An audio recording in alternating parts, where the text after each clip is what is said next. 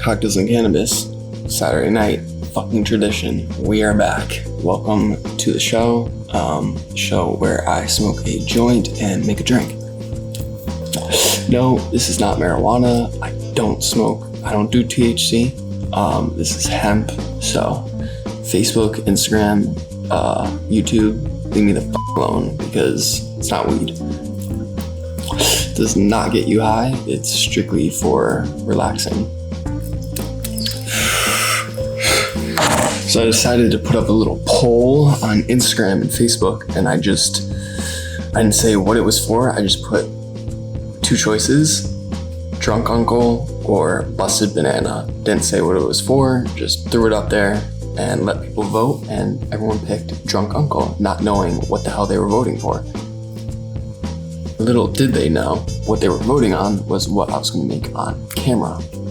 So, the drunk uncle, little background, little story time. Drunk uncle is something I found, I don't remember, I think I saw it I was looking up cocktails with Amaro because I have a bottle of Amaro, and I said to myself, I want to try something, I want to do something interesting with it, so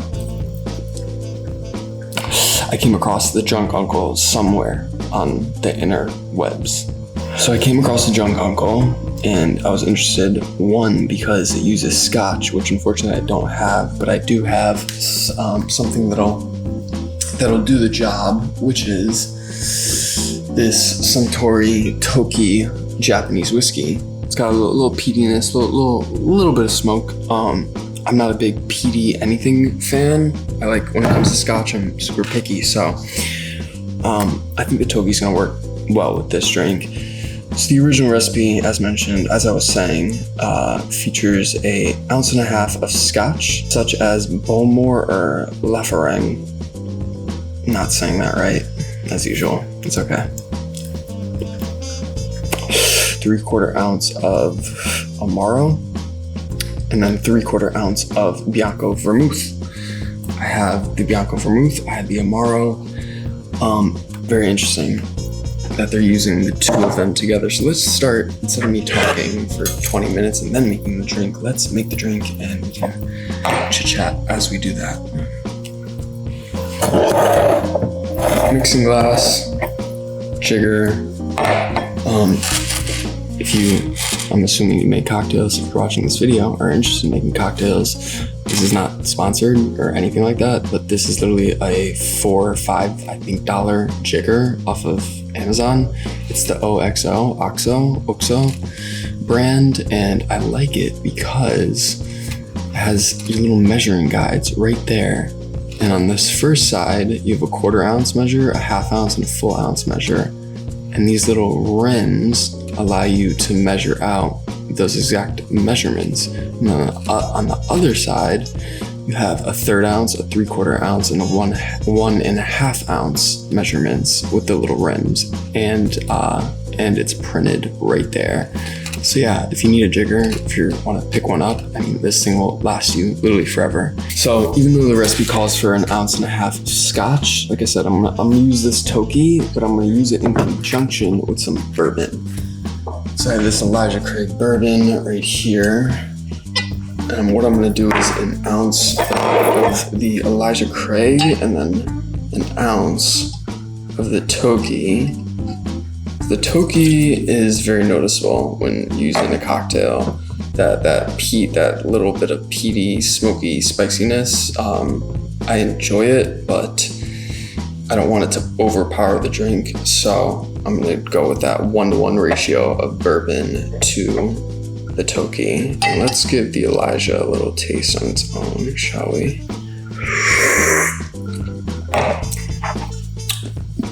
Good bourbon, man. $35. I mean, it's just good. For the price especially, you really can't go wrong. Like, pick this up. If you're a bourbon fan and you haven't tried it, worth it. 1000%. And we're gonna go 1 ounce of this Toki.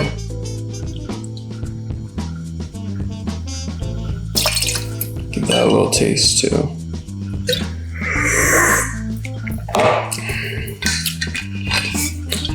Yeah, little PD, kind of in that Scotchy ballpark. I fucking love Japanese whiskey. If you saw it was above me, it's just like 10 bottles of Japanese whiskey, all different types. I adore Japanese whiskey. But yeah, it definitely has some Scotch qualities to it. I think it's gonna work out quite well. Now we're gonna go with a 3/4 ounce pour of this Amaro. So this is Ramazzotti Amaro. This is a digestif, so something you would typically drink after dinner. Digest. Hopefully the dots are connecting there.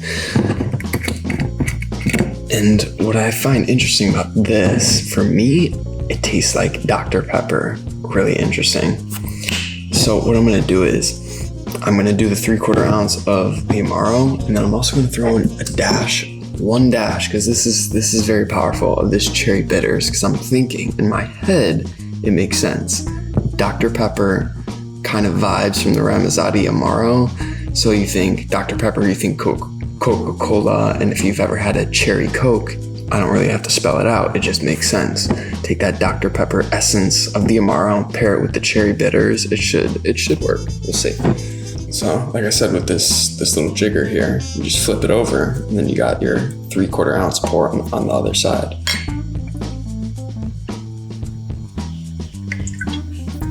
In the glass. Into the mixing glass.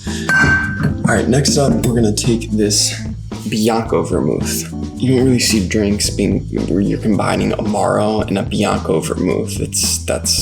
I've never seen that before. That was probably the reason I wanted to make this drink. I've never seen a cocktail where they're taking those two ingredients and fusing them together. Very light vermouth and mixing it with something like an Amaro. Very interesting. So just for reference, if you're curious, this is Bianco Vermouth, right? Here's a dry vermouth. You can't really compare the color because this bottle's green. You have a dry vermouth, and then you have a sweet vermouth. And a Bianco Vermouth right here is unlike a dry vermouth in the sense that it's sweet, very, very sweet. I think the sugar content is actually higher in a Bianco than in a sweet vermouth, like this one right here. But a sweet vermouth looks like it's more of like a winey color, darker in color, whereas the Bianco is clearly, obviously, light. Okay, so let's take 3/4 ounce of the Bianco Vermouth into the mixing glass. I kind of want to try on its own. I would absolutely drink this on its own over ice on a hot summer day. Light, refreshing, fruity. It's good. And this is, I haven't even dipped my toes into like the world of Bianco Vermouth. I'm really just discovering it, but this is like literally a $12 bottle, I think, the Cinzano. There's way more expensive Bianco Vermouths that I definitely want to try if I get the opportunity. And not to say I would go out and spend $40 on a bottle of Bianco Vermouth, but the fact that I like that $12 Cinzano bottle as much as I do, I can only imagine how good a more expensive bottle is going to be. And let's go back. Let's tread back a little bit. I want to try this Amaro on its own too.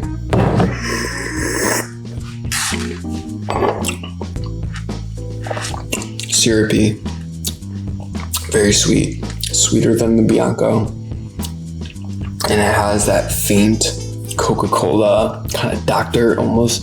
Yeah, it's starting to hit me now. Maybe it's just because I was saying it, but Dr. Pepper, it has that, not like full on Dr. Pepper flavor, but like it totally has that. So as I was saying, let's throw in the cherry bitters. I think it's gonna work. Just one dash, just one. Because this is very powerful, and I don't want it to be like a cherry cocktail, but I want that little wisp. And unfortunately, I don't have any maraschino cherries to garnish this with because I refuse, as good as they are, I refuse to pay $17 for a jar of fucking Luxardo maraschino cherries. It's fucking ludicrous. That I don't understand it. They're literally just cherries and syrup. Like, why do they cost $17 for a jar this big that maybe has like 50 cherries in it? Maybe. But that's like the gold standard for maraschino cherries is Luxardo. I can't justify spending $17 fucking dollars in Connecticut on a jar of cherries. I can't do it. But I do have the next best thing, which is dehydrated blueberries. So we're gonna throw that onto our glass right over here in a second. Almost forgot our buddy over here. I am fucking fully prepared today. Watch this. I got the ice already cracked, ready to go. All right, so the next step is self-explanatory. We're gonna put our ice into the mixing glass. Give everything a stir. We're gonna strain it, double strain it, just to keep any extra little glass particles out, which is not really necessary. I don't really need to double strain this. I'm not gonna double strain it.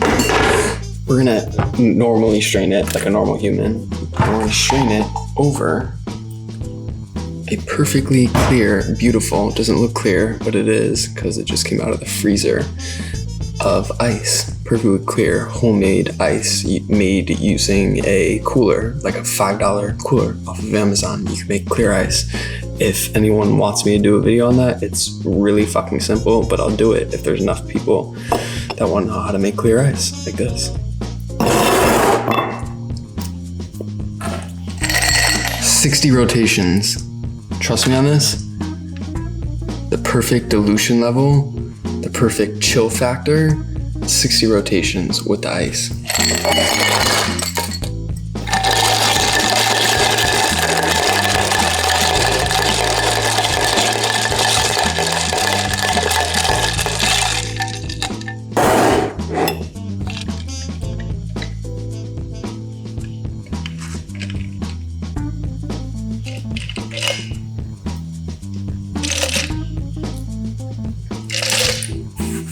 Alright, so the moment of truth. Get our little blueberry garnish there. Just toss that in there. It's not gonna do much for flavor, it's really just there to make it look pretty. Let's see how we did. A drunk uncle riff with an ounce of bourbon, an ounce of Toki Japanese whiskey, 3/4 ounce Amaro, 3/4 ounce Bianco Vermouth, and a dash of cherry bitters over a nice, beautiful, clear ice cube.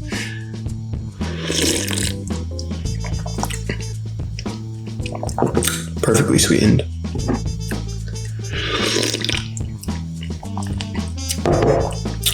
Yeah. Not that we had much control over the sweetness. Obviously, we could have dumbed down the use of the Amaro and the Bianco Vermouth, but at 3/4 ounce each of those, they're meant to be present in the drink, and obviously we can't really change how sweet they are, but I think personally that it's perfectly sweet, just where it is.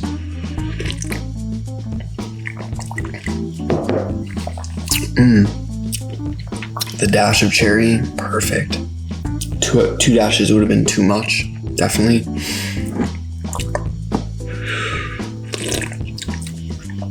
I think I could have actually gone with 1.5 ounces of the Toki, because the Toki's there, but it's kind of in the background. I actually want some more of that peaty scotchiness that the Toki has. So maybe 1.5 ounces of the Toki and 1/2 ounce of the bourbon. That might have been actually perfect. That might have been the way to go.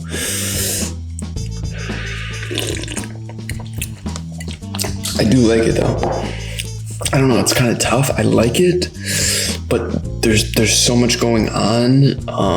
I mean, just think about it. Like the bourbon has that specific Elijah Craig bourbon has a lot of flavor to it, a lot of unique flavor properties in it by itself. Then you're taking a Toki that again has all these certain qualities, and you're combining that with two very, very complex. I mean, it's not like you're taking some type of curacao or taking Grand Marnier, which is just very straightforward orange flavor, and you're putting that in here. We're not doing that. We're taking an Amaro that has dozens and dozens of ingredients and flavors in it, and then you're taking a vermouth, a Bianco Vermouth that also has a lot of flavor to it, a lot of complexity to it. So when it's tough to really pick this drink apart because it has 4 ingredients that are already complex on their own, and you're taking it and you're throwing it all in a pot and throwing a dash of cherry bitters on top of it. It's just a lot. There's a lot to process. It does have a lot of depth to it. I guess that kind of came off as me saying it like it was a bad thing. It's not necessarily a bad thing. It's kind of overwhelming to taste all these different things at once. And it's like they're fighting for supremacy, as they're hitting your palate, if that makes any sense. It's a good drink. I think it would be good. Definitely a nice fall time drink.